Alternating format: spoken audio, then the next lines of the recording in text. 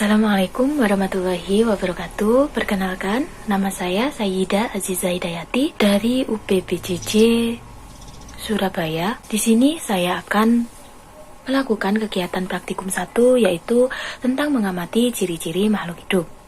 Nah, di sini perlu kalian ketahui bahwa makhluk hidup itu semuanya memiliki ciri-ciri kehidupan.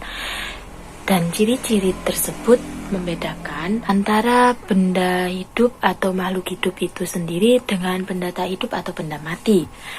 Nah, ciri-ciri makhluk hidup diantaranya bernafas, membutuhkan nutrisi, bergerak, berkembang biak, dan juga bereaksi terhadap rangsang. Nah, karena praktik ini berhubungan dengan pengamatan makhluk hidup, jadi kalian bisa mengamati makhluk hidup yang ada di sekitar lingkungan kalian. Nah, di sini makhluk hidup itu ada 3 ya teman-teman. Ada manusia, hewan, dan tumbuhan. Nah, di sini saya akan mengamati makhluk hidup, yaitu hewan dan tumbuhan yang ada di sekitar lingkungan rumah saya. Nah, ada 10 makhluk hidup yang sudah saya amati. Untuk 5 yang saya amati yaitu hewan, dan 5 selanjutnya yaitu tumbuhan. 5 hewan tersebut diantaranya ada ikan, ada semut, ada kucing, ada burung, dan ada hamster. Nah, untuk 5 tumbuhan yang saya amati adalah ada pohon pisang, ada kangkung, ada pohon serikaya, ada lidah buaya, dan juga ada belimbing. Nah, dari 10 makhluk hidup yang sudah saya amati, semuanya sudah termasuk dalam kriteria makhluk hidup ya teman-teman.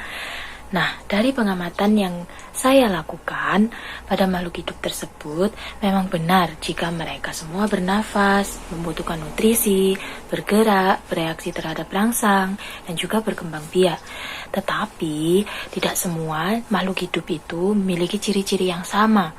Contohnya, pada tumbuhan dan hewan, mereka mempunyai perbedaan dalam dari bernafasnya, kemudian tumbuh dan berkembangnya, kemudian bergeraknya, berkembang biaknya, dan menerima rangsangnya juga berbeda.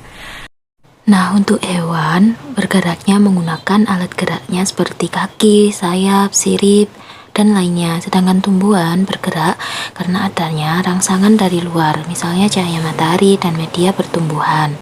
Sedangkan untuk bernafas, hewan dan tumbuhan memiliki perbedaan. Hewan bernafas menggunakan alat pernafasannya seperti paru-paru, bundi-bundi udara, dan insang, sedangkan tumbuhan menggunakan alat pernafasan berupa stomata dan lentisel.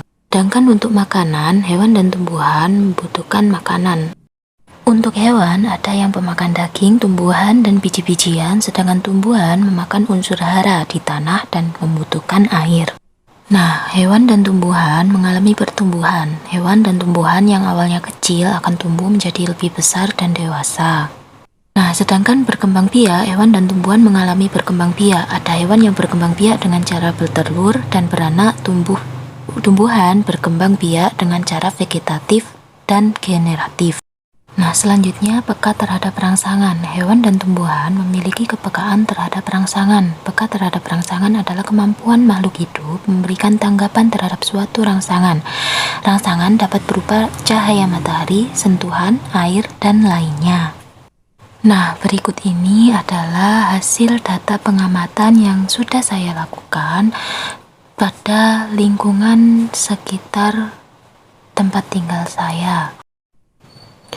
Nah, pada saat saya melakukan pengamatan, saya sedikit terkendala karena cuaca sedang turun hujan, sehingga kegiatan pengamatan yang saya lakukan tersebut harus tetap berlangsung dengan cara saya menggunakan payung supaya tidak terkena air hujan saat mengambil video dan foto.